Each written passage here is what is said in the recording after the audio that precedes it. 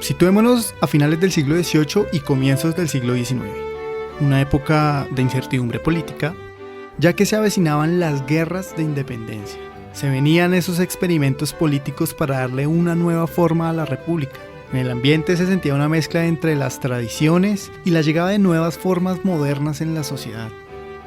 La economía era pobre, generada a partir del aprovechamiento de recursos y mano de obra en las zonas de influencia de las ciudades. Esta economía generalmente estaba asociada a la supervivencia. Existía un desconocimiento del territorio, de la fauna, de la flora y de los recursos en general. Existían pocos datos demográficos y de salubridad de la población. Se escucha macabro, ¿cierto? Pero es lo que había, parce. Colombia guerreándola desde siempre. Bueno, Colombia no, el territorio colombiano. Con esta situación, no era raro que en esta época hubieran constantes robos a grandes hacendados o pequeños terratenientes. Esto les vengo a contar, el robo de unas arrobas de sal. Cuando don Nicolás de Ochoa encontró el cerrojo de la pieza quebrado, supo de inmediato que algo no andaba bien. Al mirar adentro de la habitación, notó la ausencia de unas arrobas de sal, importantísimas para la época y para el trabajo de la finca. Pero, ¿quién se robó la sal? ¿Y cómo así que en la época colonial también robaban?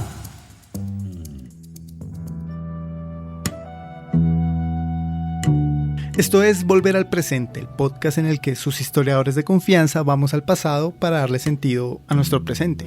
Hoy estoy yo, Elvis Rojas. Nos pueden encontrar en Spotify, Google Podcast, YouTube y donde sea que escuchen sus podcasts. En este episodio les voy a contar la historia de un ladrón y un robo en el siglo XIX. Así que sin más, vámonos al pasado.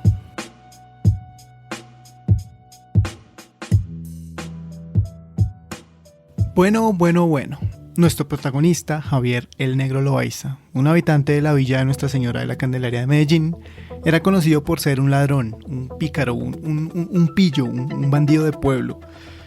Y es normal que ustedes no lo hayan escuchado, pero este personaje era un gángster en su tiempo. Su historia comenzó alrededor de 1785, según el expediente y el sumario de causas criminales. Comenzó con el robo de unos cerdos, un par de gallinas y unas herramientas de trabajo. Desde ese entonces, sus vecinos de Taparal dicen que el Negro Loaiza era un ladrón desde su infancia.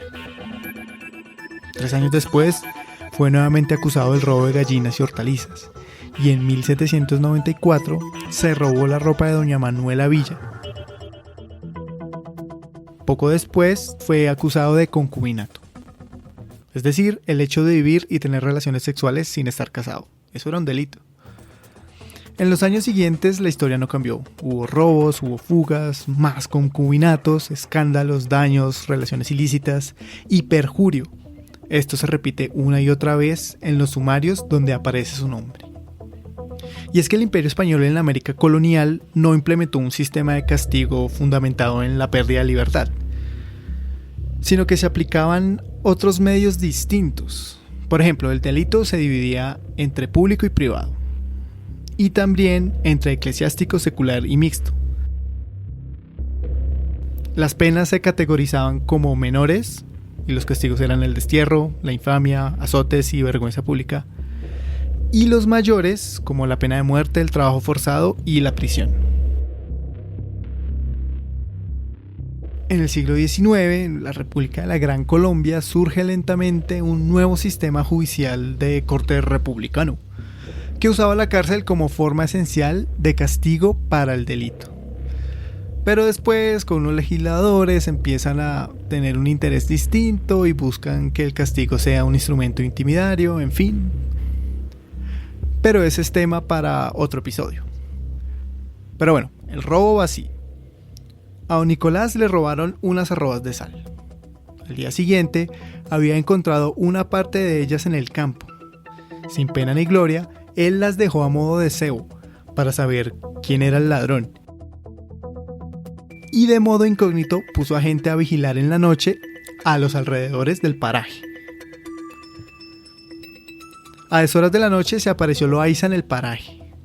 En esos momentos es capturado y conducido a la casa de don Miguel, para entregarlo al día siguiente a la justicia. Sin embargo, y con una alta probabilidad de que lo encerraran, Loaiza, vivaz como siempre, logra fugarse de la casa rompiendo una ventana y corriendo monte abajo. Don Nicolás de Ochoa, como todo un buen vecino de la villa, decide poner la denuncia por el robo y por el escape del negro Loaiza. Pero sin pruebas era necesario traer algunos testigos. Uno de los testigos nos cuenta que he oído que el negro Loaiza desde su infancia es un ladrón público en el vecindario y que roba tanto cerdos, gallinas, alhajas, ropas y hortalizas. Otro vecino de la villa testificó: los señores jueces año por año le persiguen y cuando éste ya se halla preso suelen tener alguna quietud los vecinos. Pero luego el negro descala las cárceles, se escapa y siguen los robos y los daños. Días después de la denuncia, don Diego de Montoya, alcalde de Guayabal, dijo lo siguiente: certifico en pública forma, y según por derecho puedo y debo a los señores y demás personas que la presente vieren, como el amanecer del día de ayer, entre las 3 o 4 de la mañana, viniendo de la villa de poner a un reo en la Real Cárcel, encontré en el camino a Javier de Loaiza. Este llevaba consigo 3 gallinas, 2 camisas y medio bulto de maíz. Luego de un forcejeo intenso con el prófugo, el alcalde y sus hombres logran capturarlo y hacerlo confesar. Entonces empieza el interrogatorio. Yo iba pasando por el arado de las madres monjas, dice Javier Loaiza, cuando vi unos bultos y pasé cerca a mirar. Cuando de la nada salieron los peones de don Nicolás de Ochoa y me amarraron y me llevaron para la casa de él. ¿Sabe entonces quién robó la sal? Sí, Leandro y Vicente Ortiz. Hace 2 meses esos 2 sujetos me convidaron a que fuera a robarle la sal a don Nicolás, pero yo dije que no. ¿Cómo se voló de la casa de don Nicolás? 2 negros que me cuidaban me ayudaron, soltaron y quitaron un balustre de una de las ventanas. Esta es la última información que tenemos de Javier, que fue en 1804. Pese a que muchos declararon en contra del negro Loaiza, la justicia, en su deber, llamó a declarar a los hermanos Ortiz, que negaron rotundamente las declaraciones de Javier. Ya arrepentido y preso y sin ninguna alternativa, el negro Loaiza pidió perdón y aceptó la culpa. Esta es la última información que se tiene de él. Fue en 1804, cuando, acusado del robo de la sal de don Nicolás, el juez de su causa lo declaró ladrón público, reincidente y malhechor, condenándolo a 200 azotes de vergüenza y 10 años de prisión en Cartagena.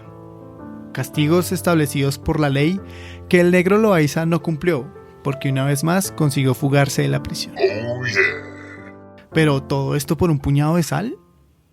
Pues claro, para la sociedad neogranadina del siglo XVIII, la sal era un recurso natural de mucha importancia. Pasaba desde el consumo humano necesario para el organismo hasta para uso en las actividades cotidianas como salar la carne y evitar su rápida descomposición, pues no había neveras ni congeladores, curtir los cueros, alimentar el ganado y por supuesto la construcción de muros y procesos en la minería. Fugas, denuncias, no capturas, reincidencia e impunidad. Esta historia lo tiene todo, ¿cierto? Tuvo hasta sal. Pero volvamos al presente. Y es que a pesar de que fue hace más de 200 años, esta situación no es extraña para nosotros en la actualidad. Alguien roba, se hace el denuncio, horas después es dejado en libertad o simplemente se vuela y queda listo para volver a delinquir.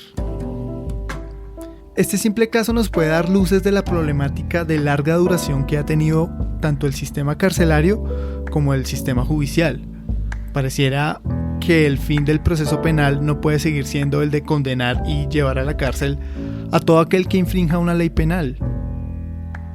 Es momento de dar un giro y entender que existen elementos contundentes que obligan a reevaluar la función del sistema de justicia.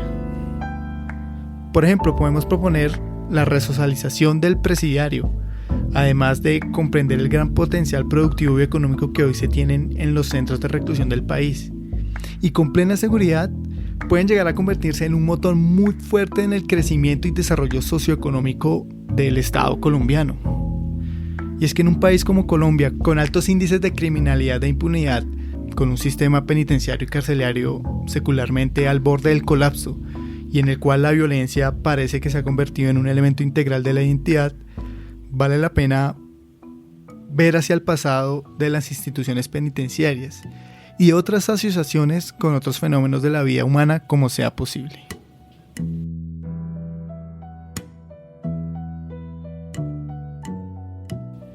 Pero bueno, los robos no paran y por respeto a don Javier Loaiza, la historia termina aquí.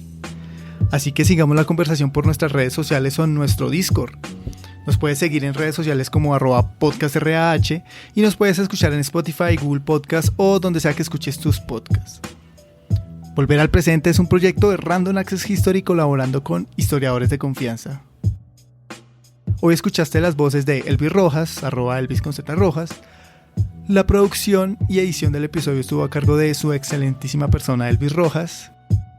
Muchas gracias por escucharnos y nos vemos en el futuro.